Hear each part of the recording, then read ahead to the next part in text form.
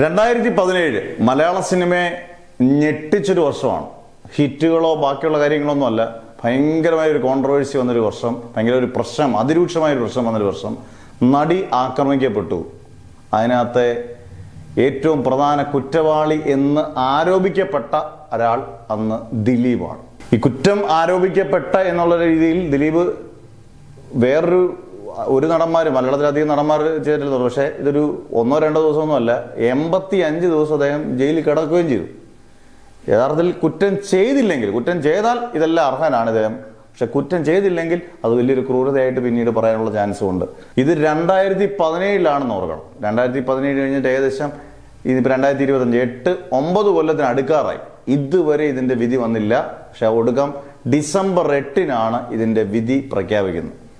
എന്തായാലും ആരാണ് കുറ്റക്കാരൻ എന്ന് നമുക്കറിയാൻ എല്ലാവർക്കും ഉണ്ട്. ഒരാളെ നമ്മൾ ഒരു കുറ്റം ചെയ്യുമ്പം തെളിവ് സഹിതം വേണം എല്ലാ കാര്യങ്ങളും ചെയ്യാൻ. അല്ലാതെ നമുക്ക് ഒരാളെ ഇപ്പൊ ഒരുപാട് കാര്യങ്ങൾ പറയുന്നുണ്ട്. ഇപ്പൊ എനിക്കെതിരെയുള്ള ആരോപണമുണ്ട്, ആരോപണങ്ങളും ഒക്കെ നമുക്ക് പറയാം. പക്ഷെ അത് തെളിയിക്കപ്പെടുമ്പോഴാണല്ലോ അതിൻ്റെ ഇത്. അല്ലെങ്കിൽ ആരായാലും കുറ്റം ചെയ്തിട്ടില്ലെങ്കിൽ അയാൾ അനുഭവിക്കുന്നത് ഭയങ്കരമായിട്ടുള്ള പീഡനമായിരിക്കും. കുറ്റം ചെയ്താൽ ഉറപ്പായിട്ടും ശിക്ഷിക്കപ്പെടുകയും വേണം.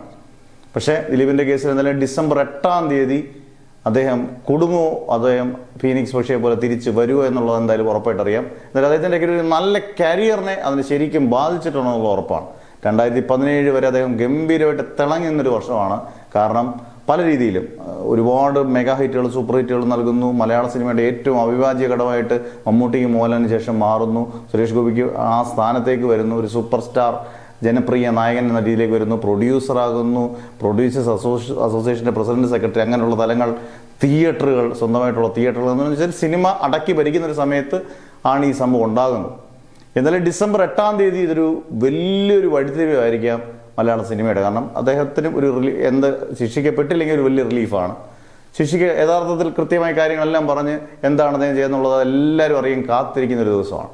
എന്നാൽ ഡിസംബർ 8 ദിലീപിന്റെ ഭാവി എന്താണെന്ന് ലോകം മൊത്തം കാത്തിരിക്കുന്ന ദിവസമാണ്. നമുക്കും വെയിറ്റ് ചെയ്യാം. എന്തായാലും നിങ്ങളുടെ അഭിപ്രായങ്ങൾ പറയുക. ദിലീപ് കുറ്റക്കാരനാണോ അല്ലയോ? എന്തായാലും ഇത്രയും ദിവസങ്ങൾ കൂടി മാത്രമേ ഉള്ളൂ. എന്തായാലും നമുക്ക് കാത്തിരിക്കാം.